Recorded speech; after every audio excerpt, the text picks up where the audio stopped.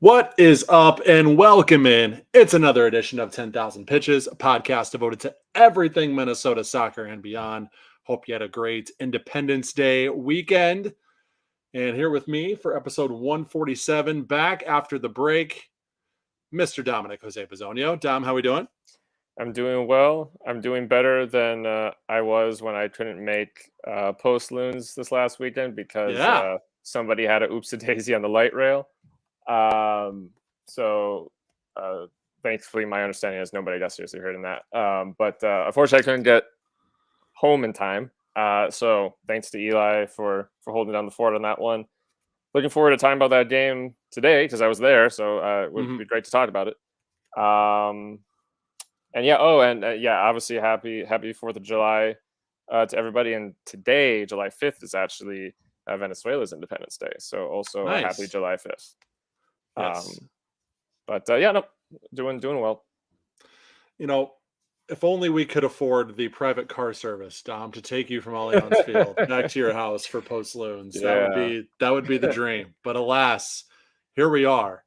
And you know what? I actually think I forgot to put this as unlisted on YouTube. This is actually public on YouTube, so we might get some people looking and watching 10K pitches live. Oops. On YouTube. We actually have one person watching right now. So, hey, it's an oopsie, but it's kind of one of those, like, it's a happy accidents. We might get some live viewers, some live contribution to the 10,000 Pitches podcast this week. We shall see. People might just be like, what the heck is going on, and may not even tune in because they're not used to this. Or they might tune in and leave a question and comment that we can respond to live on the air. Who knows? Maybe we start doing this thing live all the time. We shall see. But we are presented by sotasoccer.com. It is your home for soccer coverage in the North. Make sure you're checking us out, sotasoccer.com. Make sure you are subscribing to the podcast feed. Leave us a rating and review on your preferred platform, whether that be Apple, Spotify, Overcast, whatever it is. Make sure you are leaving us a rating and review there.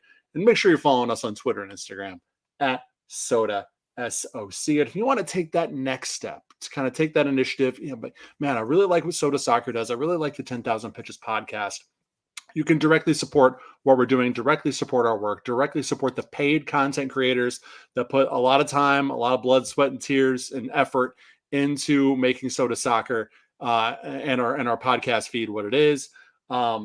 All you got to do is go to patreon.com/sodasoccer. You can contribute for as low as $3 a month. You do get some thank you bonus content in the $5 and $10 tiers, some training tidbits from Minnesota United, some early access to podcasts and things like that. So make sure you're checking us out. Patreon.com/sodasoccer. Consider directly supporting our work for as low as $3 a month. We would really appreciate it. All right, now that all the housekeeping is out of the way, let's jump in. When's the last time we got to talk about something like this, Dom? Minnesota United 4, Portland Timbers 1. Absolute annihilation. At the annihilation at Allianz. I wish I would have been on the Jacob Schneider did a great job writing the recap for us, but I wish I would have been on my headline game for Saturday because that's what it was. And it's not as if these goals were against the run of play for Minnesota United either. If you look at almost every statistical category, absolutely dominated by Minnesota United. Obviously, Portland were without their DP, Evander, and maybe they showed by his omission in this one how key he is to that team. But even so, when's the last time we saw Minnesota United just spank a team like this? It feels like it's been a long time, and it ironically feels like it's been even longer since we've seen it at home this season. So, no, I mean, I'm not sure. I'm really not sure. To be honest, I'm not sure what the answer to your question is. I'm not sure what the last game is that would quite categorize with this kind of performance. It felt like it's been a long time coming. It was a very interesting game in the sense that there was a bit of a Jekyll and Hyde kind of thing with this game in the sense that, you mentioned that statistically, Minnesota looks pretty good overall. A lot of statistics very much in the Loons' favor. At the same time, I think to the eye test in the first half, at least, first 45 minutes, Minnesota United played pretty rough overall. It was not to the eye very attractive, and it definitely felt like the Loons' lead that they held at halftime was sort of a unconventional one.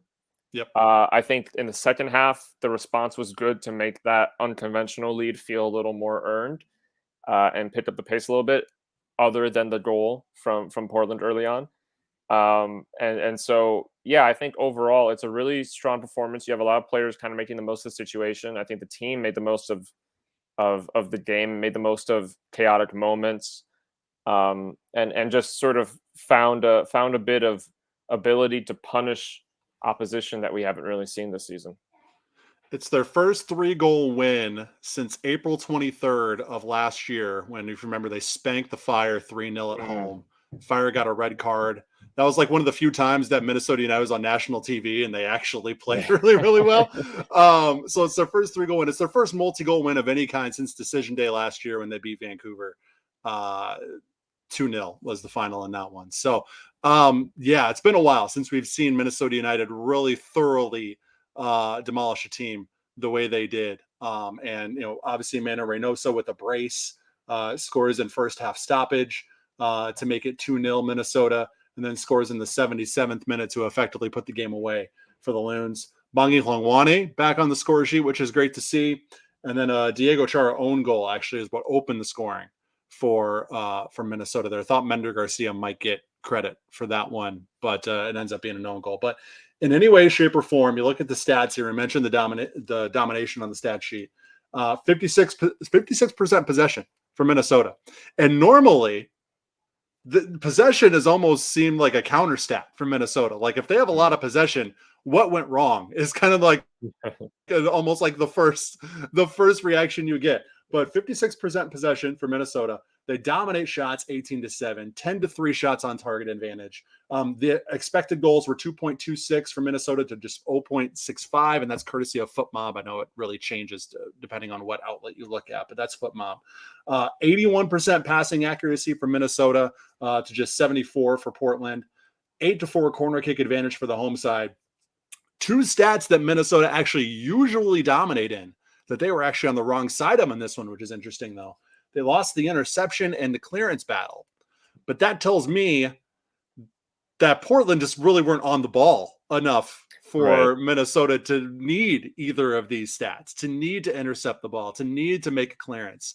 I mean, just watching this game back, because I wasn't able to watch it live, there was just no sense of danger for Portland, maybe outside of the first 5-10 minutes of that second half.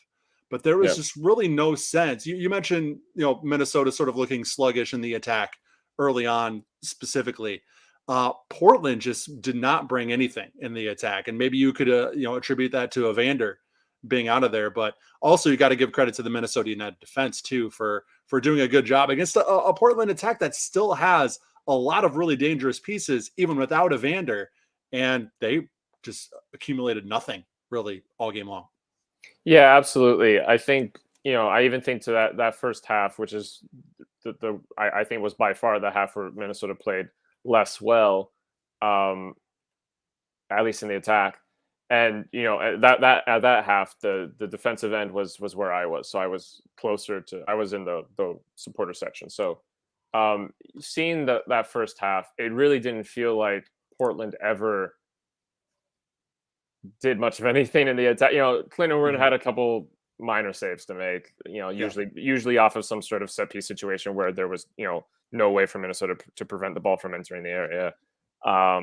It was a pretty quiet. It was a pretty quiet first half. Second half starts a little busy, a little complicated, but after the Portland goal, again, things kind of just get shut down. And yeah, overall, I think a really positive defensive performance from Minnesota United, which comes off, a couple results where it's felt like that's been the opposite of the storyline. So very encouraging to see that be sort of the response the team has in league play. Obviously, the friendly last week as well, there was some positives there. But I thought it was a very positive performance. I think I really liked the response I saw from bad moments. So, for example, that 81% passing accuracy is quite high for this team this season. And I think, again, in those first 30 minutes, I think the passing was actually somewhat poor from Minnesota, but I think that they did a very good job of evolving that and improving the passing as the game progressed, and being a little more keen about where they were placing the ball where they were creating opportunities. And yeah, you look at the interceptions and the clearance battle, and you see Portland leading those. But yeah, I mean, I think that's more a reflection of the fact that Minnesota just had way more of the ball in the attacking spaces. Portland didn't really put Minnesota in a position where they needed to do that stuff that often. The fact that Portland led those two stats and conceded 4 goals, I think tells you that, there were a lot of problems defensively for them. So, yeah, no, I mean, I was really pleased with the performance. It was great to see Emmanuel Reynoso really engaged in the attack. His 2 goals couldn't have been more different from each other. One was a short distance tap in, and one was an Olympico. But both really well done. He looked really good on the night, and Bondi Hlongwane was very happy to see him get a goal. That was a very hard work sort of pace solo run goal on a night where he did a lot of good work and didn't necessarily get other big chances to have goal involvement. So yeah, no, I thought it was a really solid night, really, from everybody. Probably one of the better performances we've seen, even whether the goal count is the goal count or not, just minute to minute, we've seen from this team, especially when it's missing players. Obviously Clint Owen in goal, obviously people like Robin Lod not available, Joseph Rosales, obviously away as well, all these different pieces not available. I think, especially given that, it's probably one of the better performances we've ever seen with this kind of specific group this season. So really, really encouraging signs. Yeah, and I remiss to not mention the Olympico from Emmanuel Reynoso when I was going through kind of the goals here. That's Dom. I have to imagine that's the first and only time you've seen that in person in Olympico. Possibly, I might have seen one at an NPSL game sometime. I don't know, but it's definitely one of the only ones I've ever seen. It might be the only one I've ever seen in person at a high level like this. Yeah. I would say it's the only one I've ever seen live, but I actually didn't watch the game live. I watched it on a rewatch, so I don't know if I've actually. I don't know if that actually counts. But a game I was purposely watching, where that's the first time an Olympico happened in that. And I mean, look, guys like Emmanuel Reynoso, that just seems, their quality just seems to, even if they're not even trying to, it seems to breed these moments. Obviously, he's not trying to score off the corner. He's just trying to put it in a dangerous position. But I mean, he's able to just get such a good curl on the ball, and just it really, I don't know. It just kind of exemplifies what he brings to this team. Just a different dimension of quality than what they've had so far. I mean, his 3 goals in the less than handful of matches that he's played for this team, already second on the team in goals, only behind Bondi Hlongwane, who scored his 5th on the season on Saturday.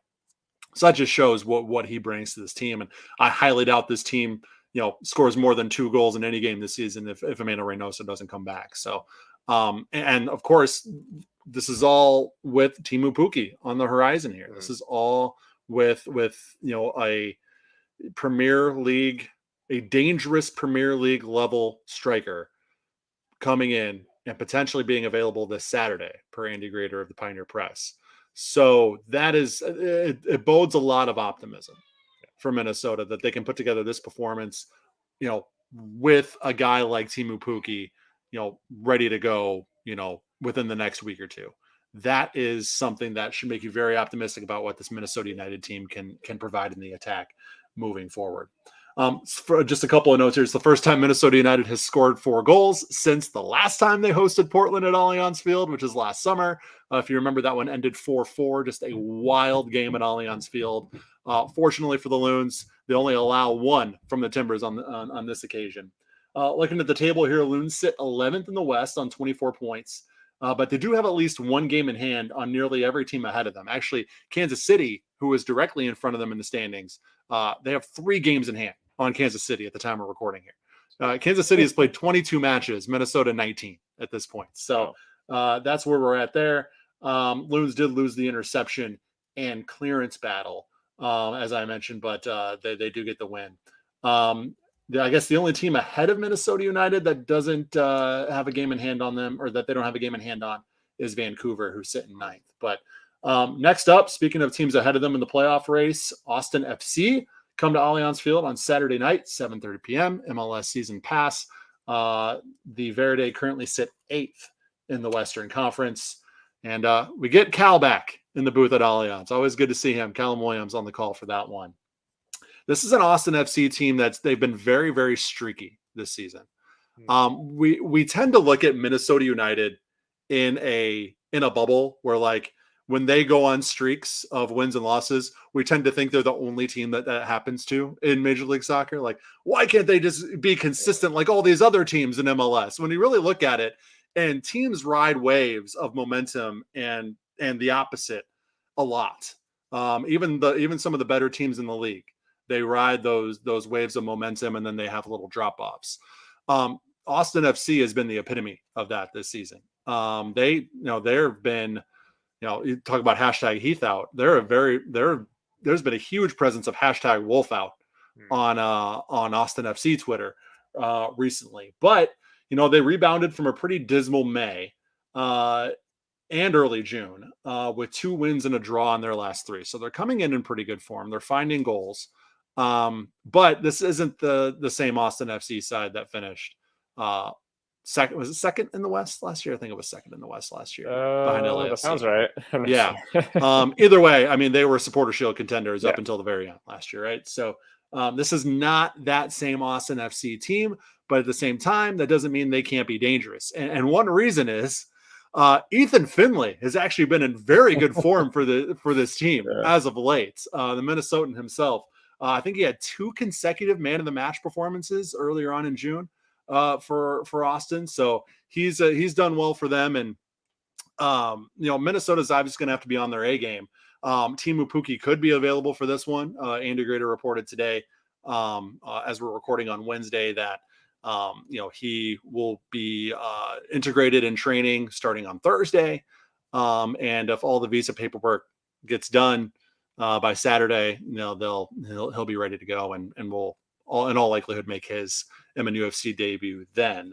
But I mean, this is going to be an interesting one. Austin's still a pretty good team, despite kind of underperforming, I think, compared to last year, obviously. But Minnesota is obviously coming. They can't come into this one with better momentum, coming off a 4-1 win. So I don't know what should we expect to see in this Minnesota Austin game, Dom. I'm having a hard time sort of figuring it out. I want to say Minnesota is going to keep riding that momentum, but this, the Loons always seem to, just when you think that they're on a good run and they're going to, stretch this out, it always seems to have a clunker at that point, if you will. What should we expect on Saturday, Dom? I think that Austin is one of the better teams to be playing in this point. Yeah. And so I think that there's something to be excited for there. I agree that I am hesitant to get too excited. Obviously, with the sort of shadow in the background of all this being, again, that you have some of those pieces you would like to have for games like this not around. You are going to have guys that are not your designated starters playing in positions at this game. Obviously, as a side note of this, you have the Gold Cup, going well for people like Dane Sinclair, who made his debut in the Gold Cup the other day. He's going to be continuing. So you're going to have those pieces that aren't going to be available. But if they can have some essence of this Portland result, and it's at home as well, if you can keep that energy, I think that you can at least say that, Minnesota walked into this game as favorites. I think that attack looked about as good as it's looked all season. I know there's question marks about potentially some of those reinforcements being available for this game. I think if they are, that all the more adds to the hype. I see a comment here from Dave Valinsky mentioning that Dotson had a really good game against Portland. I very much agree. People like Dotson, Will Trapp, if they can get big performances in the midfield from those players, I think Minnesota is completely capable of controlling this game. So I'm optimistic, but I admit that I'm very careful about getting too hyped up about a win streak or something like that. Cautious optimism is all we can really have at this point, Dom. That's for sure. So Saturday, 7:30, MLS Season Pass, a big game for the Loons to try to build some momentum, try to get a win streak going. Because although coming into this match against Portland, they were sitting 12th in the West, and all was looking lost as far as their playoff hopes were concerned. they were only a few points off the playoff line, and they're only 1 point off the playoff line as it is. So if they can get a few wins in a row, a few results in a row here, they'll find themselves in a pretty advantageous position with how sort of clustered in that portion of the Western Conference is. Let's talk Gold Cup for a second, though, before we actually get into UFC 2 and some lower league stuff. So as we mentioned, it came out, I believe Sunday, Monday, something like that, where Milan Borjan was unable to go due to an injury. So Dane St. Clair steps in, makes his debut for Canada in the Gold Cup against Cuba, a win or go home kind of group stage finale for Canada. If they wanted to go through, they had to win. It was a 4-1 win for Canada. So I believe that was the final. That was the last time I checked. It was 4-1 or 4-2, but it was one or the other.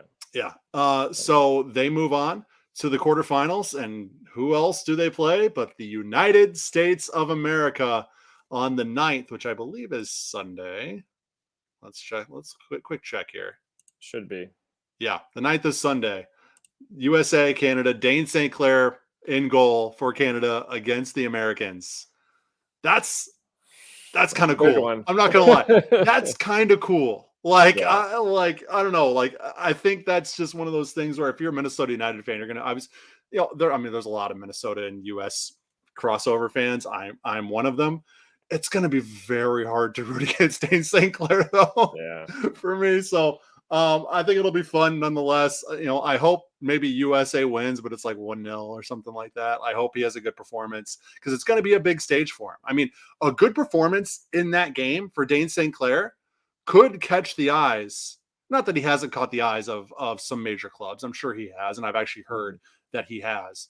But that could go a long way towards his career aspirations, whether that means Europe, whether that means, just international acclaim, international notoriety, somebody whose name may be coming up in European transfer rumors and things like that.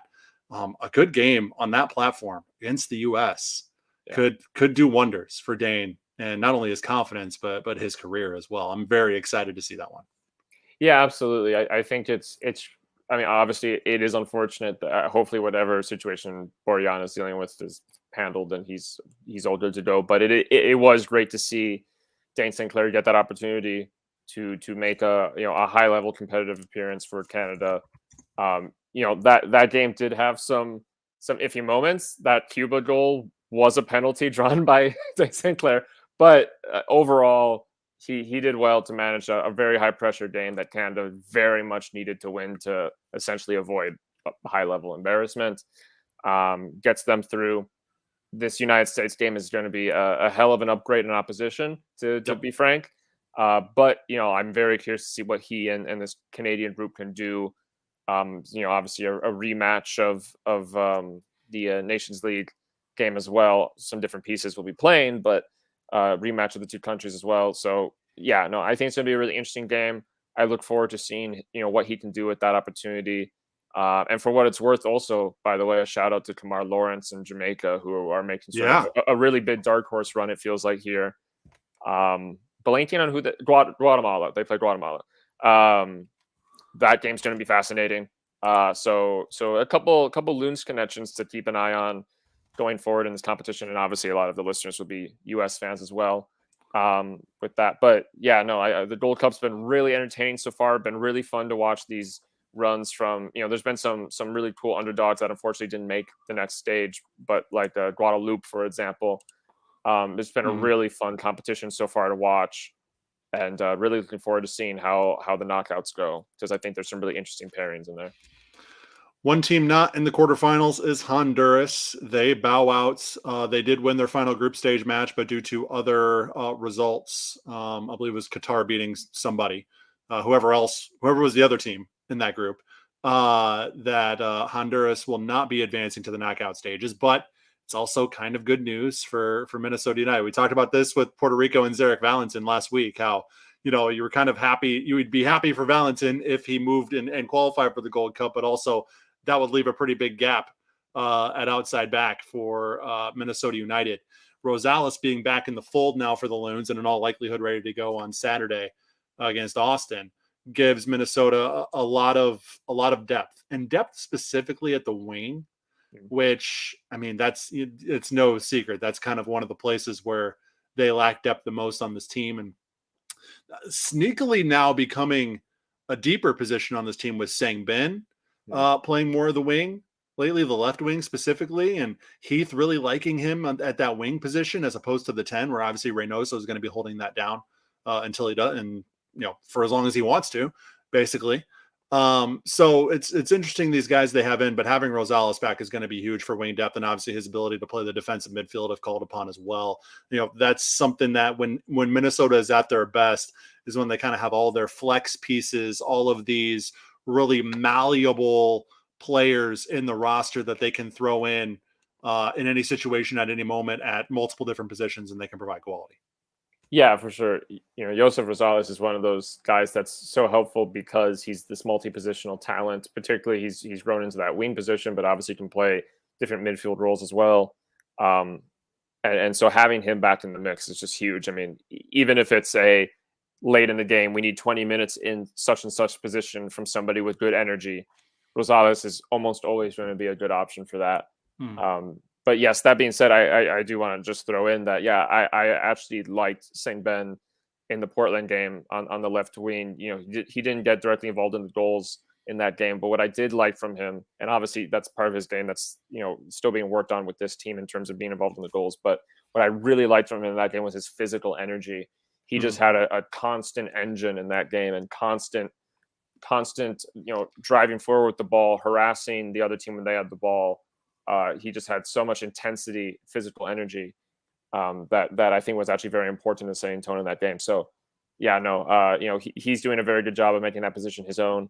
We'll have to see if the goals can become a little more a mix of that. But in the meantime, people like Josef Rosales, I think, have a huge role in this team still, at the very least, as a very important substitute at a DM role, at a left wing role, at a center midfielder role.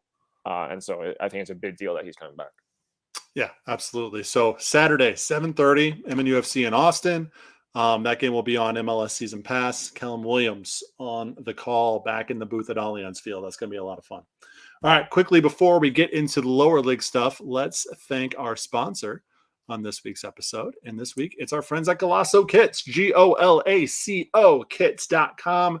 Search their great collection of not only, Minnesota United options, but I mean, whatever Premier League team you prefer, whatever Serie A, La Liga, doesn't matter, Bundesliga, doesn't matter. They got something for you. Search your favorite team. Go to GolacoKits.com, just in the search bar, type in whatever team you want to look for, whether it's a national team, whether it's a club, check it out, and they have something for you there. And right now, when you use code LOONS, LOONS, you will get 15% off your order. And if you're a Minnesota United fan looking to maybe get you some Minnesota United merchandise from Golaco Kits, they have two things. They have the Drift Kit, the 2019 Drift Kit, the white kit for Minnesota United there. And then they also have a 2019 Polo, a nice light blue team polo for Minnesota United. So two options if you're a Loons fan, but also plenty of other great options from national teams and clubs worldwide. So check them out. GOLACO kits.com, code LOONS for 15% off. Golaco Kits, bringing unique vintage jerseys, not just one jersey, multiple jerseys if you'd like, to your front door. Again, GOLACO kits.com, and use that code LOONS for 15% off. Big thanks to our friends at GolacoKits.com for sponsoring this episode of the 10,000 Pitches podcast. All right, let's jump down to MLS Next Pro, MNUFC 2, or I guess Minnesota United, not the only team hanging 4 on Portland this weekend, as MNUFC 2 beat Timbers 2 4-0 in Blaine. This is a reunion for Minnesotans Alexis Moreno and Michael Vang. Vang did not play in this one. Hat trick from Cameron Lacey and an added goal from Diogo Pacheco. Lacey, man, he is really finding his groove with this Minnesota United 2 attack. I mean, we sort of got glimpses of it. He got a couple goals in, I believe, his second game. And and that was in a loss to Timbers too, ironically enough. Yeah. And I had mentioned in my write-up, like, it's not often that you get a positive, you get to take a positive from a 4-2 lopsided result that you're on the wrong side of. But Lacey, that was turns out just the beginning for Lacey, for Minnesota United. as he has really come into his own in that striker position. We talked about with Patrick Weah being out, how that leaves a bit of a gap there. And Lacey, man, it's good to see him coming into his own as one of the newer MNUFC 2 signings, really sort of staking his claim up top. Yeah, absolutely. I don't know what Portland Oregon did to Lacey, but they clearly deserve whatever they whatever they did. They clearly deserve what they're getting. Because he's loving a goal against them. But no, great to see him performing well. Great to see him gelling with this team well. Great to see Minnesota United 2 not only get a win, but sort of get a win that sort of provides a little relief from one of the more recent tough losses that they've dealt with. Like you said, kind of flipping the script with 4 goals against Portland after conceding 4 against them earlier. So yeah, I think a really good result overall. Again, great minutes for some guys that are in the development cycle. By the way, just as a note between this game and the Minnesota United action, of course, a shout out to Emmanuel Iwe, who signed for the first team and played in both games. Yeah. But anyways, yeah, good win from Minnesota United 2. Good clean sheet. And cool that 2 local kids or 2 local guys, Alexis Moreno and Michael Vane. Michael Vane was there, but he did not play. I believe he had a rolled ankle or something like that. Some sort of minor physical ailment. But to have them both be back in Minnesota is great. Really cool. So overall, I think a lot of positive vibes to take away from that one. Lacey now with 6 goals on the campaign. He's just 1 behind Pacheco for the team lead already, and that's in 8 matches played. So he's really, like I said, coming to his own, and he's fitting in with this system really well. And the people around him are doing a great job of finding him in those positions, and he is a great finisher. You just watch some of his highlights, and he can finish with the best of them in MLS Next Pro. So I think that's something that bodes a lot of optimism. Again, we say this all the time when we talk about good individual performers, but you got to think of what this guy could potentially do at the next level. I mean, What is Minnesota United lacking? Goal scoring, finishing, and obviously you presume with Teemu Pukki coming into the fold that's going to change in the short term. But we also talk about how Pukki is not going to be here for 3, 4, 5 years probably. So who is that next guy that can sort of step into that role and sort of take over whenever Pukki decides that he's either going to hang it up or move on to another team, or Minnesota decides it's time to move on and get younger at the striker position. If a guy like Cameron Lacey keeps pouring in goals at this rate, I mean, he's gonna get that opportunity at the first team, and that's going to be hopefully that comes to fruition and we get another call up, because as you mentioned, Emmanuel Iwe was the first MNUFC 2 call up to Minnesota United officially, signing an MLS contract on Friday. That's the thing with these podcasts, when we drop them on Fridays, when news breaks on a Friday after a podcast episode, it feels like it's last week, so that I forget to put it in the notes. But yeah, really good. Let's kind of stop there real quick on Iwe joining Minnesota United. I just think you feel awesome for the kid. First of all, let's take the club side out of this. For a guy like Iwe, who you and I watched 2 years ago play for Joy Athletic in the NPSL North. We did an interview with him when he was with St. Cloud State, playing Division II soccer. To go from that to an open tryout to MNUFC 2 and to, getting a few appearances with the first team, and now actually signing that MLS contract, all in 2 years, right? This all happened actually almost a year and a half. Because I believe the open tryout was prior to the 2022 season. It was like January or February of 22. So you're talking 17 months that this is all happening for Iwe. I mean, you could see he was next level. And we've talked about this a few times, but if you're a new listener to this podcast, Emmanuel Iwe, when he played in the NPSL North, it was clear that this guy was on another level from his individual quality, from his physicality. Just the way you see him on the pitch for 5 seconds, and you're like, okay, this is a man among boys, like quite literally. And so to be able to take that potential and take that into MLS Next Pro and now sign an MLS contract, I mean, it's hard to put into words like how crazy and fast this has all happened for him, and how amazing it is on a lot of different levels for him individually, for Minnesota soccer, for the lower league soccer scene in Minnesota.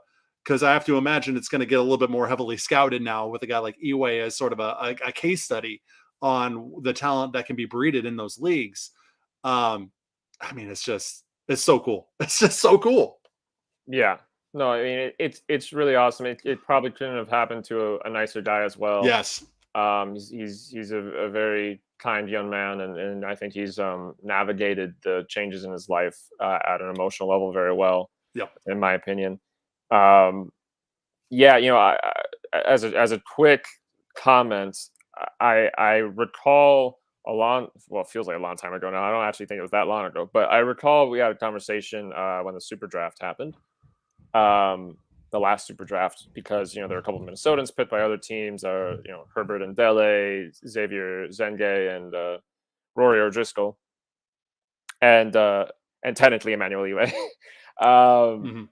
I talked about how there were aspects of a lot of those guys' moves that did not reflect the way things are supposed to, quote unquote, supposed to go in the way things work here. And the fact is, you look at Emmanuel Eway.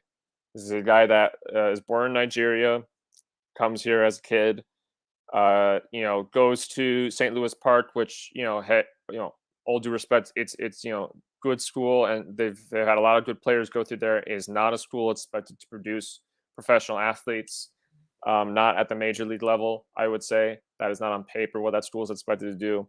He had his youth program is Joy, which I think they would agree is not a conventional pathway to professional soccer in the U.S. He goes to a D2 school. He plays in the NPSL. He's not USO leagues, not the leagues that are supposed to be pre-professional, quote unquote. And D2 school, I mean, obviously it's a great achievement to get to a D2 school, but to be clear, from a professional scouting point of view, it puts you at a serious disadvantage.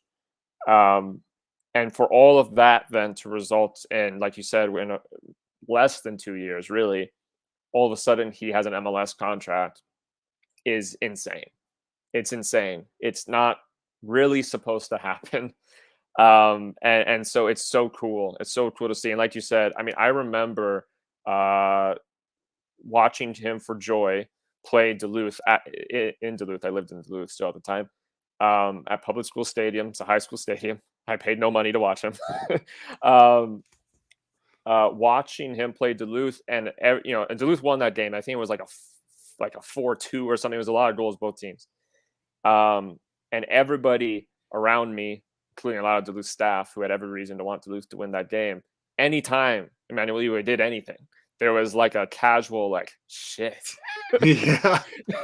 Because he just looked so good. I think he scored in that game. I can't say for sure in this one moment. I think he scored in that game, but he had a great game regardless. I had a goal involvement of some sort for sure. He was just so impressive, and I didn't know much about him before that game. And so, anyways, he's just come so far. It's really cool, and really look forward to seeing him be a part of this team. Hopefully, he gets the opportunity to grow into that more next season. But just really cool to see a local kid who has a humble beginnings, about as humble as they get, who's made the most of his opportunities, despite the fact that, frankly, on paper they're not the opportunities that a player trying to reach this point would normally aim for. That's awesome. That's really awesome. So yeah, just a big shout out to him. I think he already knows this, but everybody in this space is super happy and proud for him. Yeah. So it was really cool to see him play a little bit against Portland, and looking forward to seeing him play more through years to come, hopefully. We talked about this. I think we were talking about this with Louis Sanvi.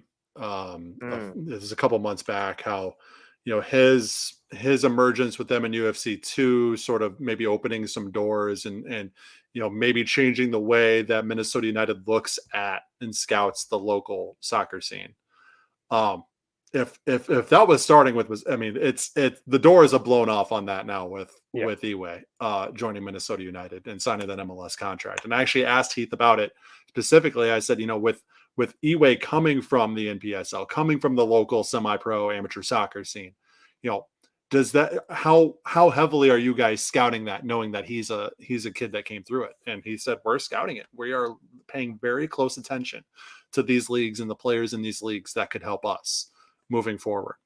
And so you don't necessarily have to be a MTA Shattuck St. Mary's product anymore to have, sure, those programs are great and they can do great things for you, but it's not exclusive really anymore. Right. If you are able to get on a team in the NPSL, the UPSL, whatever it is, and you're able to show out and the right person's watching you, you can get an opportunity. Yeah. And I think that's something that you couldn't say 2 years ago. No, you couldn't. And yeah, just as a final note, because, two things. First, like you said, it's all love to the MTAs, to the Shaddocks. I mean, Roy O'Driscoll's an MTA kid. Like it's Michael Vane's a Shattuck kid. Like it's those programs are important. There's a lot of great people in those programs. Yep. And don't want to dismiss that. Without those programs, the infrastructure also isn't there. Correct. If it's one or the other, the infrastructure is not there. So it's all love to them. That being said, yeah, I mean, it's great to see the diversity opportunity that it feels like there is now. And like you said, a couple of years ago, I think you could have very, very easily argued it just wasn't there. So very, very happy for it. Yeah, the belief that it's Eway. I mean, it's even Masanvi, what he's doing. It's O'Driscoll. It's all these guys, all these local guys that are doing it. I mean, hell, it's Ethan Finley and Brent Palm. It's all these guys are local connections. It's great that they give that extra line of hope, one, to, like you said, the other guys that are playing, NPSL right now and chasing that dream, or whatever, UPSL, USL. And kind of reminds them, like, all right, there's light at the end of the tunnel potentially, if I keep at this. But also, again, for me, I think, guys like Eway, guys like Masanvi, guys like Kone, who I talked about the other day, I think it's really important that guys like that also show young kids who may have, whatever kind of background may on paper disadvantage them from certain opportunities, to just show them, like, hey, it's possible. It's not easy, but it's possible. I think people being able to see that it's possible is incredibly important. So, just I think a really positive moment, I think, in a lot of ways for Minnesota United. Absolutely. All right. Enough on that. Big ups to Emmanuel Eway, friend of the show, dare I say, and MLS contract player. Very cool. All right, let's talk lower league though. USLW League, Minnesota Aurora ends their regular season 7-0-0, 7 wins from 7 matches, and they finished that with a 7-0 win against Chicago City. And those two teams will actually rematch in the playoffs on June 6th. So that's Thursday. So by the time you're listening to this on Friday, another reason to go check us out at patreon.com/SodaSoccer, because you get this podcast basically right after we end here. What I do when we end this podcast is I download the audio and then I post it directly to Patreon. So you get like the raw audio directly after we record for 10,000 pitches. So, and so everything's up to date when you listen. So if check us out, patreon.com/SodaSoccer. Anyways, but if you're listening on Friday, first of all, thank you. We appreciate you as well. But you will know the results of Aurora and Chicago City. And I believe it is Flint and Indy 11 who are in the other semifinal, and the final will be played on Saturday, the 8th, I think. Okay. I think that's correct. And so obviously Aurora, the big favorites in this one, but Indy 11 also a top team in the USLW League from a national perspective as well. They've been in the top 5 of the power rankings pretty much the entire season. So, just looking at the semifinal, again, a lot of you know the result, but beating the same team 3 times in the same season is not easy. And Chicago City has been that second place team, and they have everybody else besides Aurora. Chicago City has done very, very well against and put up very impressive results against those other teams, against the Green Bays, against the Dutch Lions, and other teams in a very, very good Heartland division. So they're not going to roll over for Aurora. A 7-0 win in the final regular season match obviously sort of sets a tone and sets a pace on the Aurora side, but assuming it's going to be Aurora and Indy 11 in the championship, that's one that's, I think, all due respect, and I know I just kind of talked up Chicago City a little bit, it's going to be that test that we have been wanting to see from Aurora for quite a while. That we have sort of been looking at as everything they've been doing in the regular season is sort of in preparation for a certain opponent that they are going to meet in the playoffs. Yeah. And Indy 11 for sure qualify as that level and that type of opponent.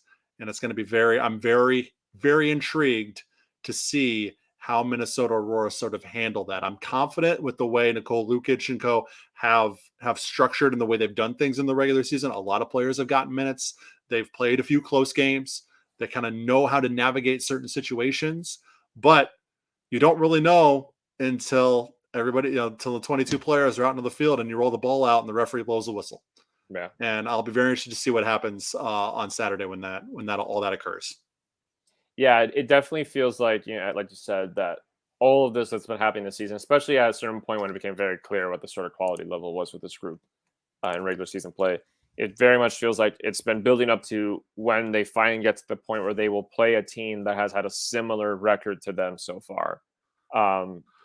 And with all credit to Chicago City, obviously that's not quite the case with Chicago City. So assuming that they win that game and play, let's say, Indy 11, that is where you go, all right, now let's see what this level looks like for Minnesota Aurora this year. And obviously last year we saw that similar sort of scale of challenge, and they did a very good job of handling it. But obviously it's going to be interesting to see what they can do this year. Yeah, I mean, it's been an exceptional season. It's been a really impressive season. I think one thing you mentioned, all the players that are getting minutes. I think one thing that's really cool, impressive about the roster management this year, and I was partly aware of this because I did a sort of quick story for the Sun Post recently about just a couple locally connected players that are with Aurora this year. The amount of players that they've played, the amount of players for this team that aren't the sort of the big key starters who have a game or two, but in that game or two they have a goal or an assist or they have a clean sheet or whatever it is, they have some substantial stats to their name. There's just so much quality in this group. So yeah, I really look forward to seeing how they adapt to that next level of challenge. I think there's plenty of reason to be very positive about it, but of course you don't want to jump to conclusions. But yeah, we'll find out. We'll find out tomorrow. 2 p.m. Central Time on Saturday is the final. And the Fox 9 crew was going down. Or is going over to Michigan. So that's pretty cool that the game is going to be available on Fox 9 Plus and fox9.com, the app, all that good stuff, on Saturday for, again, we're presuming here because we're recording on Wednesday night, it's going to be Aurora and most likely Indy 11, maybe Flint because they're hosting, can get a sneaky win over Indy 11, but assuming it's going to be Aurora and Indy 11 in that championship game on Saturday. If you're listening on Friday and that doesn't happen, you can laugh at us. That's fine. We'll take that. But anyways, USL League 2, Rochester hosted both Canadian teams, 2-0 loss to Thunder Bay, and then they drew FC Manitoba 2-2. Minneapolis City stayed tied at the bottom of the Deep North after a 1-1 draw in Milwaukee against Bavarian United. Rochester at this point, the only team that has an outside shot to qualify to get that second spot in the Deep North. But they're going to need a lot of help and they're going to need to win out to do that. So it's looking unlikely. So I think it'll be a Minnesota-less Deep North Division playoffs. But you see Rochester, drawing a Manitoba team 2-2.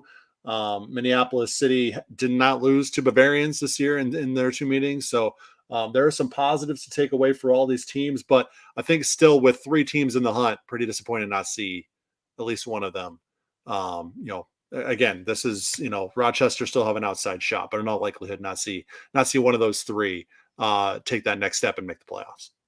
Yeah, I think people would have liked, obviously, to see things be a little closer. For what it's worth, I think all three clubs put a really serious effort to change that this year. I think, unfortunately, everybody else also got better. Yeah. And so it became a pretty hard battle to win there. Full credit to all three teams, and obviously St. Croix and Rochester, kept the push. Mid season we're still in the push, and now in this sort of last leg have fallen off a bit. But I've been really, for what it's worth, with Rochester. They had the two Danson's Canadian teams last week. I've been really impressed with their debut season in USL League Two. I think they were kind of the team of the three that, frankly, from what I was hearing from a lot of people thought were going to be the worst of the three.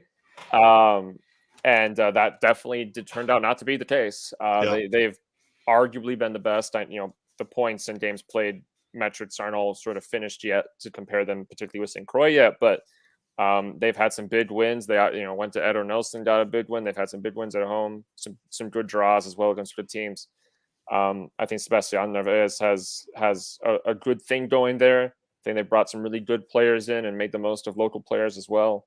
So, credit to them for putting together a really competent season this year. But yeah, I guess the hope would be you see that sort of step of progress this year compared to last year with St. Croix and City. And you hope that this is sort of that trajectory that in year 3, for example, next year, perhaps you have one of these teams finally sort of get the chemistry all right and put together a proper playoff push. But I suppose that, it's a reflection of the health of this conference, of this league, that even with the rearrangement that moved Des Moines out of the conference, for example, and Peoria City as well, that it's still very tough to get wins in USL League Two. It's very tough to get wins in the Deep North. I think that's probably a good thing. I think it's probably healthy for the players' development and the club's development. So, it's been tough. For what it's worth, quick shout out with the local connection. Not this conference though. It's the other Midwest conference, but for the first time in a certain, there's some sort of record basically set by the Chicago City men's team, because they got the double on Des Moines this year. Wow. Which is unheard of. Yeah. Unheard of. That never happens. And so, Chicago City in a very good position for this season. And the local connection is the winner. It was a 2-1 win. The winner scored by Sydney Warden. Wow. Very cool. A kind of an interesting little plot line going on in the other part of the Midwest in the USL League Two. But I think it's been a really enjoyable season. I think these two Canadian teams are really interesting as well, and I think people should by all means pay attention to what they do in the postseason, assuming they stay in their spots that they have now. But yeah, again, I think the harshness of this league this year, I think, is actually for the better for everybody involved. Do we just need to be patient with Minneapolis City in League Two here? Because you see what's happening with the futures. This is, second straight year they made the UPSL conference playoffs. They won the whole kit and caboodle this year as far as the conference goes, the Midwest West. So obviously their developmental pipeline is strong with the futures, showing out in their particular conference and their particular league in that way. But this is 2 straight years, the first 2 years now in League Two, where Minneapolis City's been at the bottom of the conference. And I think there was a lot of optimism this year with them signing Carl Craig, bringing him on as head coach, but it just hasn't necessarily been there for the Crows in the early going. Is this sort of a long game for Minneapolis City here, or what do we make of year 2 and not really much progress for the Crows as far as standings? I think what I would say is this.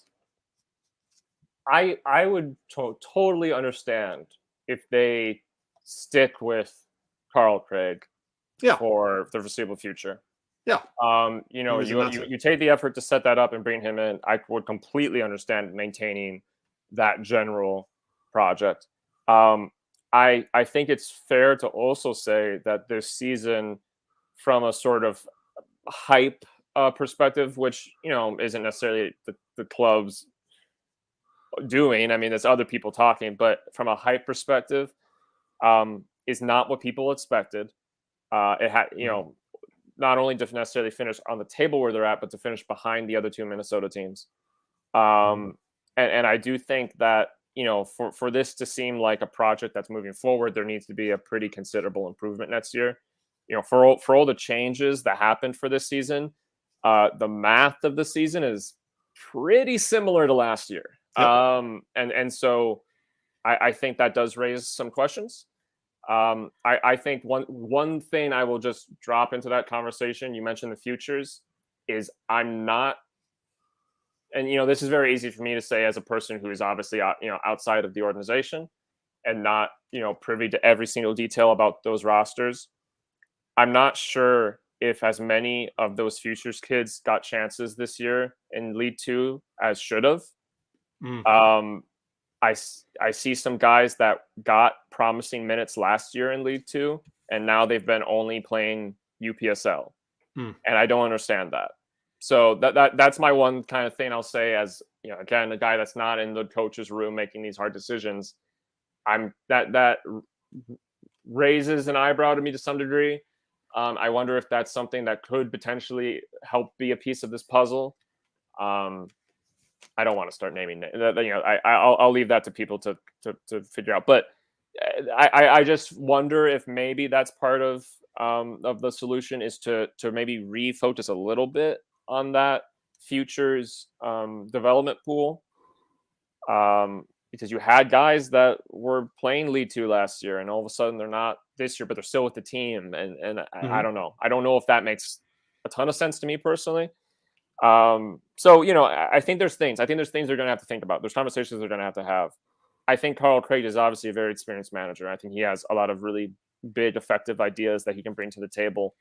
I think that another year could easily see this team very much change the script in its time in USL League Two.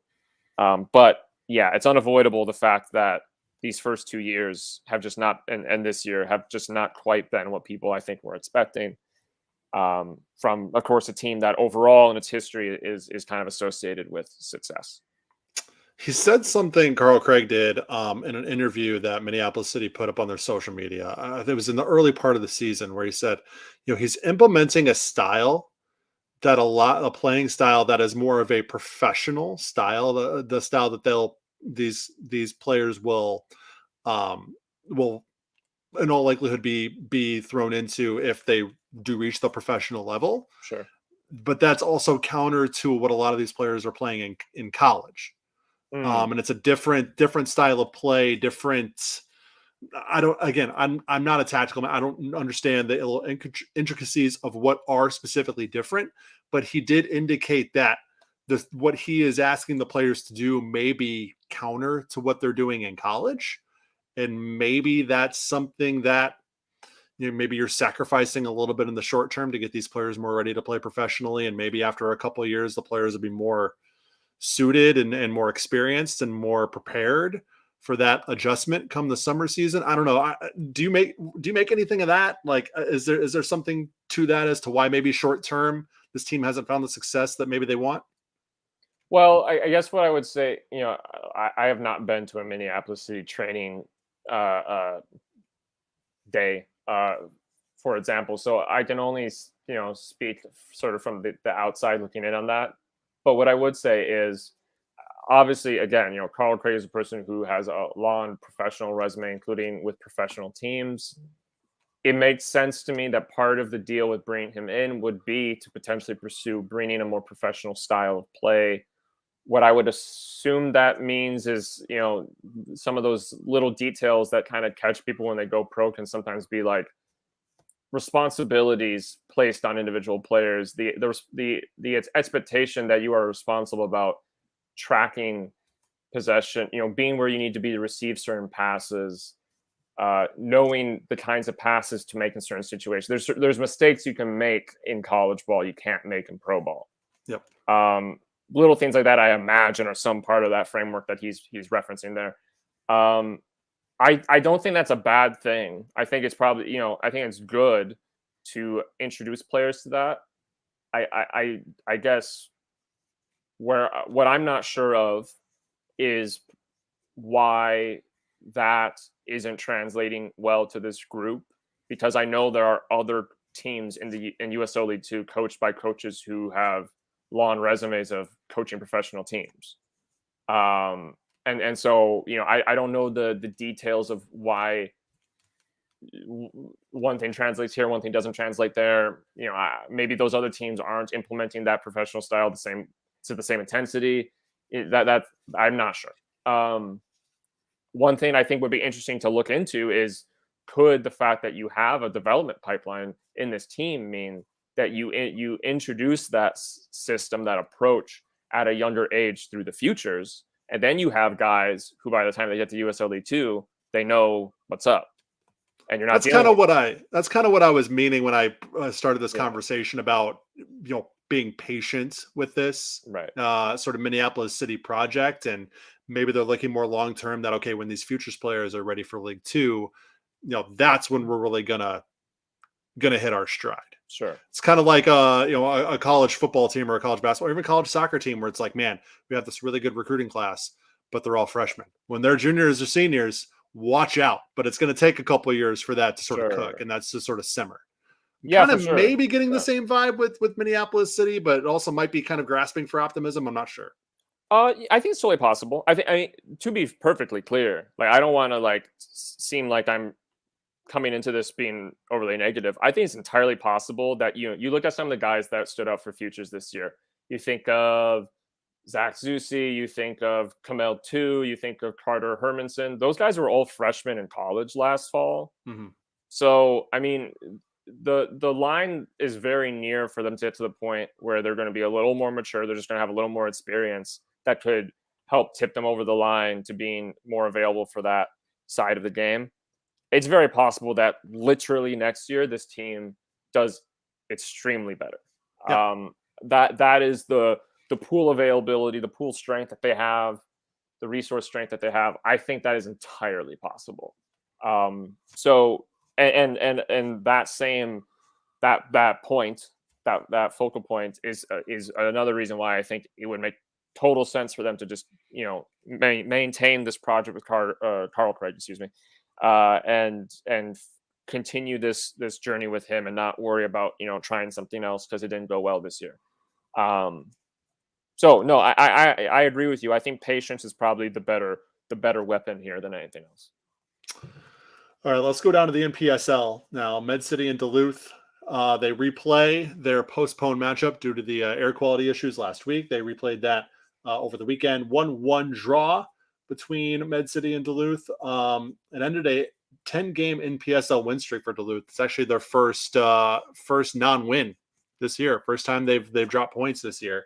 As you expect from a Med City Duluth match, very high energy, very intense, very physical. We see Med City sort of sitting third in the NPSL table, but they are the defending champions of the conference. And I think that you saw in this game, this is a team and a program, although on the table they're not where they want to be and they are miles behind Duluth in the standings. They still have the playoffs obviously on their mind, on the horizon, and they looked like a team that sort of wanted to make a statement and wanted to show Duluth that they're not going to cakewalk through the conference playoffs, and that it's still Med City's conference title to lose. Yeah, I think I don't think Duluth should be bothered by this result in the sense that you go to the reigning champs, you trail at halftime, you're missing a player or two. Jade Starling, for example, wasn't available this game. You go down a man in the last 5 minutes, actually, and you come out with a point. I especially after the season they've had so far, I think you leave relatively happy with that. I don't know if they were happy with it, but I think there's reason to be positive. But for Med City, I think the same is also true. I think that you go, all right, we showed that on our day we can give them a game, we can keep things close. Obviously, the other game was a 1-0 win to Duluth as well. So overall, it's two close results. I think that sort of re-energizes, I think, probably that playoff push a little bit for Med City to think, all right, well, look at these two results. These both seem like results where if we tinker, we can probably give ourselves a real shot here in a playoff format. That being said, I think Duluth probably still walk into those playoff games quite confident. But no, yeah, I think the question in my mind going to these last 2 games for Duluth was, I don't think anybody has ever ended the season without dropping points. City have had some amazing NPSL North seasons, but there was always a loss or 2 draws or whatever. There was always something. And so I'm curious. Duluth could still end the season undefeated or unbeaten. But I was curious, if it was going to be possible to do that. I think just down the stretch, especially with the reschedule, that this was understandable, this blip, but barely a blip really in the greater picture. So no, yeah, a good intense match, as it always is with these 2 teams, and I think a good preview of some of the good intense matchups that you can probably expect from the playoffs to come. And then in the UPSL, Minneapolis City, or Futures, we just kind of already alluded to this. They win the Midwest West title. It was 2-2 after added extra time with St. Croix. Penalty shootout ends 13-12. What? I was following this on Twitter. I wasn't watching the match live, but I was just following this on Twitter, just refreshing the Minneapolis City Futures feed every 2 seconds to see what happened.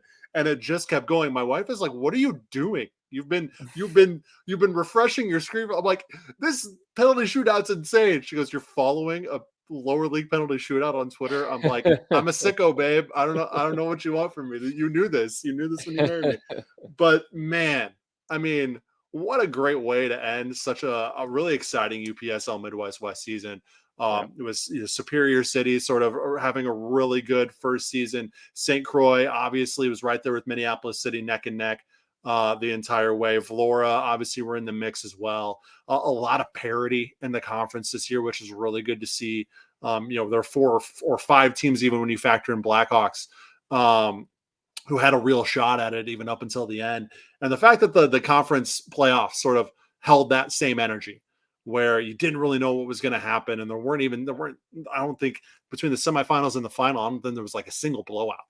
All really competitive matches. And to end like this, 13-12 on penalties is it's a very fitting way. Yeah. Congratulations to the Futures. Obviously, congratulations to St. Croix as well. And we'll see what this Futures team can do in the national playoffs. I think it was just a couple years ago, Minneapolis City 2, when they were Minneapolis City 2, made a run all the way to the quarterfinals, the final 8. We'll have to see what the Futures can do this year, but I mean, heck of a season, and we'll see what kind of run they can make now in the tournament. Yeah, absolutely. I just double checked this to make sure. This weekend, they will be headed to Kansas City to play Sporting Wichita in the playoffs, in the greater playoff picture. So they're going to be right at it. Yeah, I think this was a well-deserved title for them. They had to earn it hard, just like they did last year, of course, and also a penalty shootout, although one that lasted slightly less long. Yep. Yeah, that is obviously a crazy. I believe it was a 14 penalty attempts. There were some misses in there. A drawn out penalty shootout. It was one of those ones that felt like someone's writing this. I don't know who. It's not me, but someone's writing this. Yep. City led the regulation time 1-0 for almost the whole game. St. Croix equalized like last minute. Goes to AET. St. Croix score on the earlier side. City equalized 120th minute. Takes the penalties, of course. You know what happens after that. A crazy game, absolutely, and a good sequel to the crazy game these 2 teams played in the regular season. But super well earned, a reflection of the quality from these 2 teams, and like you said, the quality that this really whole conference showed this year, which continues to be a step up. Just really cool to see the conclusion of all this in such a sort of fun, epic way in Stillwater. This game was. And congratulations to all these guys. A lot of young guys with really bright futures ahead of them, and an immediate future playing in the UPSL playoffs as well, where I think they have a solid chance to really show themselves up to the whole country. And I guess one more note on the futures, and we talked about the futures a bit in the Minneapolis city, so I don't necessarily want to ramble on, but I think it's just, I think the competitiveness of the regular season and the competitiveness, obviously, the playoffs, I think it's going to bode them very well come the national tournament. Yeah. Starting this weekend. So hopefully they can make a run there. All right, let's go drop down to UPSL Division 1, 1826 Academy, who have already assured promotion into the Premier Division next year. They are the number 1 seed in the Division 1 tournament, the conference playoffs. They'll be playing Rochester FC 2, and then the other semifinal is Bateau FC and Lyon FC. That's the playoff semifinals tonight as we're recording on Wednesday. So you know what that conference final is going to look like if you're listening to this on Friday. Should note, so 1826 Academy won the regular season. They will be in UPSL Premier next year. If they win the conference tournament, the conference tournament decides who is going to get that second promotion spot. If 1826 win the conference tournament, it will be the runner-up who gets promotion. So if 1826 beats Rochester, whoever else, the other semifinal is basically for promotion into the Premier Division next year, whether that's Bateau or Lyon. So a lot to play for. Obviously a conference championship, but also a chance to play with the big boys in the UPSL next year. It's very exciting and a different element added to the local soccer scene that I think just makes it all the more exciting. Absolutely. I will say to keep this as up to date as possible. So I do not know the result of the 1826 game yet. They just haven't updated it where I can see it. If that changes while I'm talking, I'll let you know. But Lyon have beat Bateau. So the question now is whether or not Rochester FC2 are going to pull a real page turner here and beat 1826. Otherwise, Lyon will be the ones that get promoted. So, unfortunately, I don't see anything from the other game yet. But Lyon have put themselves in an incredibly good position with a bit of a shock 4-0 win against a very good Bateau team. And so that's going to be very interesting. I actually talked to the guys at Lyon a while back because they play in Brooklyn Park. And so I talked to them for an article for the Sun Post. So that's a really cool, just very local community team. A lot of cool guys, a lot of local players. So that'll be very interesting. If they pull that off, we have to wait and see what happens with this other game. But this is why it's fun that the UPSL is trying to implement this promotion system in Minnesota here. It's because you get these moments like this where teams potentially can, when I talked to the guys at Lyon, they mentioned that they were hopeful. This was a couple of weeks ago, but they were hopeful that, hey, maybe in the next year or two, we can be playing some bigger teams. We can play, Minneapolis City, and we can play, Valora and whatever. That was part of their hope. So the UPSL doing what it's doing means that very well might come true for 2024. So that's exciting stuff. But yeah, I'm not sure about the 1826 game, but listeners will know when they hear. All right. And so some final community notes to wrap up the podcast with this week.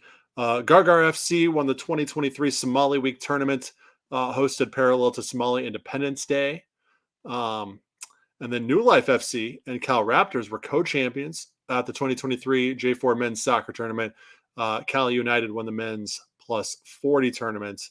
And then Legacy were the women's soccer camps at J4 2023 as well. Dom, you want to provide a little bit of context on some of the community soccer stuff? Sure. Yeah. So last week or last weekend was Somali Independence Day, and there was a sort of parallel soccer tournament held in the cities for that, in addition to other festivities.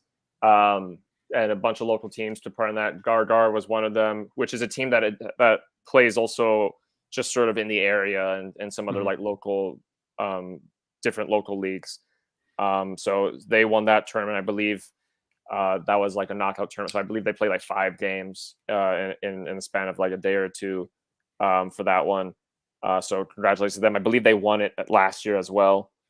And then J4, of course, is the July 4th festival get together, hosted largely by the Hmong community here in the Metro.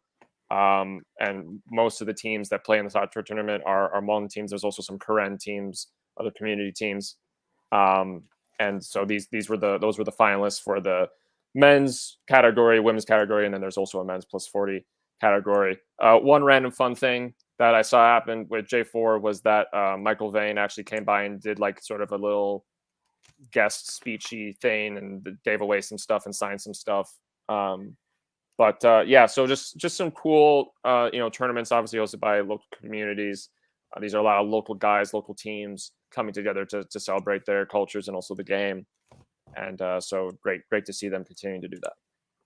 And you wrote an article recently for the Sun Post. I kind of want you to plug here about the sure. NFA and the Hmong, the new Hmong national team.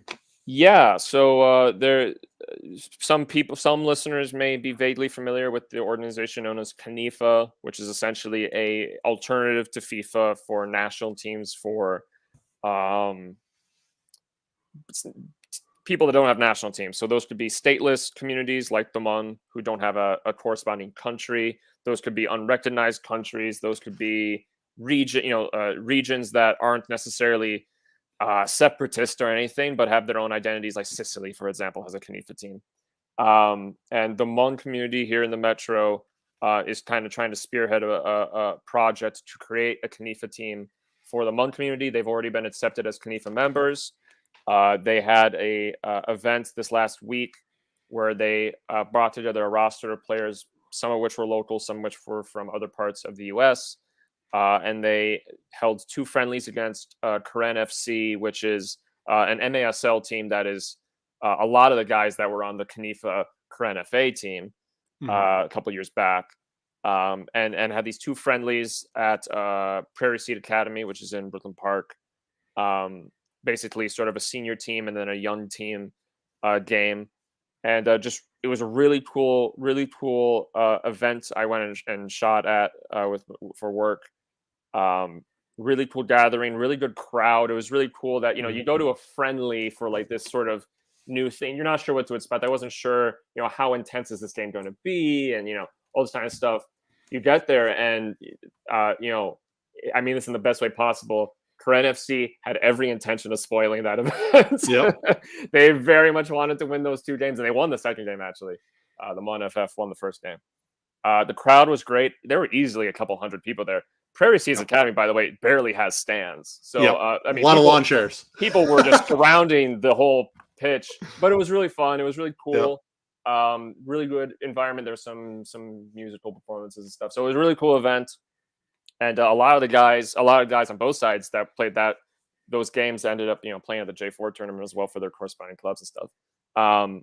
Really cool. And, it was fun. There's guys with pro experience at this game, Brian Vane, Kapatu, guys with a lot of college experience as well. So a really fun project that I hope continues to build up steam, continues to build some community support. And it was really fun to go sort of see what was going on there, get some cool pictures. So really looking forward to seeing what they can do, making the most of, there's a really robust Hmong soccer culture in the Metro. Whether it's clubs, players, in the schools, in the colleges, coaches, there's a really robust community here for the game. So I think that the infrastructure is there for them to build something really, really special. They're going to be going in August to Netherlands, of all places, because CANIFA is hosting a qualifier tournament for its Asian teams, called the CANIFA Asia Cup, I believe, that will determine who gets to go to the, basically the World Cup equivalent that CANIFA hosts. They have a qualifying process for all the different regions, like FIFA does. And the Hmong FF have stated their intention to be a part of that. So they're ready to go. I mean, they want to be a part of this as soon as possible, and it's just really exciting. So yeah, if people want to check that out, they definitely share that articles on the Sun Post, and otherwise you can find the Hmong FF on Facebook and Instagram if you want just more information about them as well. All right, let's finish off the podcast like we always do, Dom. It's our picks presented by Better Edge, BETTOR Edge.com, Minnesota United, Austin FC. I haven't looked up the exact line. I do know, though, I checked enough to know that Minnesota United are slight favorites at home. I'm going to pull up the exact odds here in a second. So Minnesota United minus 120.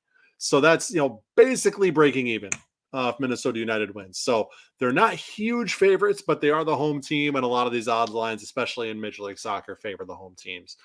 Usually no matter what, almost independent of form. So saying that and knowing the over-under is 2.5 goals, Dom, what's your pick for Austin and Minnesota?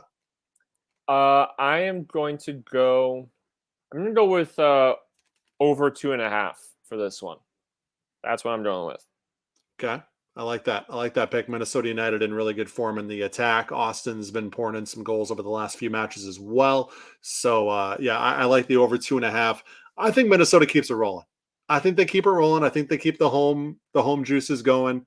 They're overdue for not just one home win, but a few home wins. So I think they start to make that up with back-to-back home wins. I'm picking Minnesota United minus 120 on the line there. Whether you agree with us or you want to pick against us, check them out. BetterEdge.com, BETTOR Edge.com/loons gets you $20 in your account for free. And you might be thinking, Jeremy, $20 for what? What can I do? Gambling's not legal in Minnesota. Better Edge is not a sports book. They do not profit off of your loss. They are a social betting marketplace, meaning when you bet on Better Edge, you're not betting against Better Edge. They're not the house. You're betting with and against other players on the platform. That is why Better Edge is legal to use in 46 states plus Minnesota. So you can get your bet on in Minnesota via Better Edge, BETTOR Edge.com/loons. Go there, sign up with that link, and you will get $20 in your account for free. Thanks to our friends at Better Edge for sponsoring the podcast this week. Dom, I'm going to give the floor to you to end the podcast like I always do. What are your parting words to send the people into their weekend? Something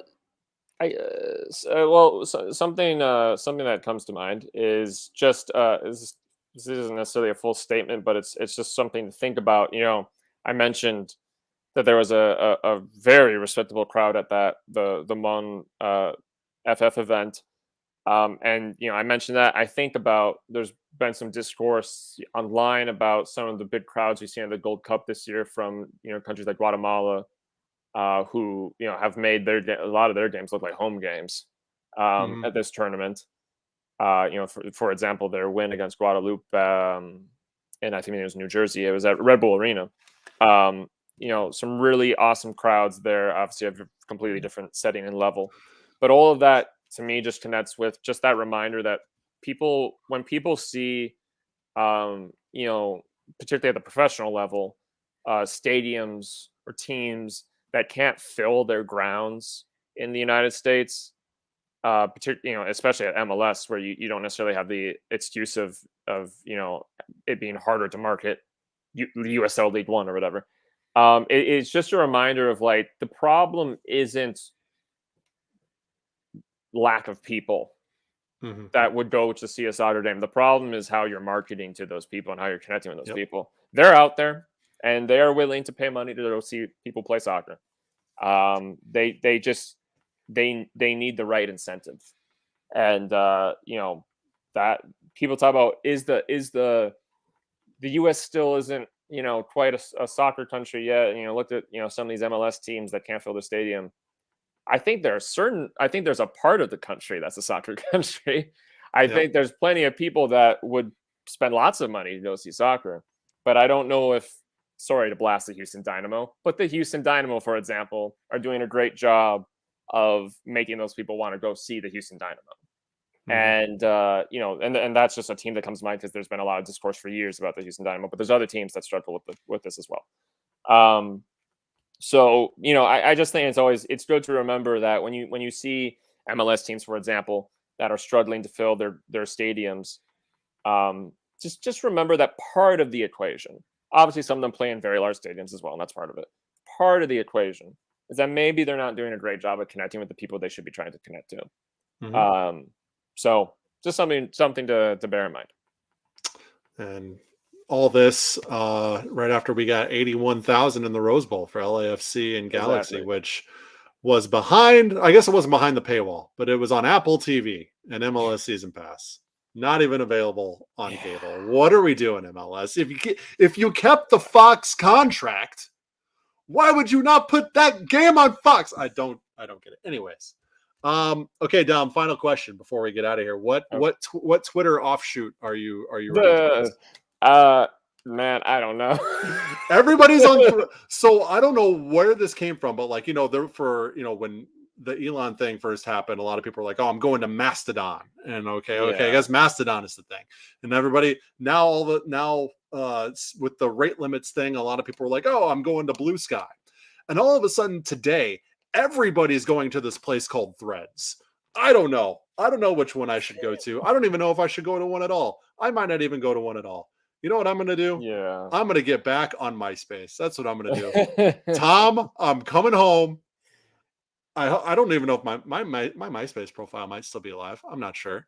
There's probably like a TI song attached to my MySpace profile from like 2005.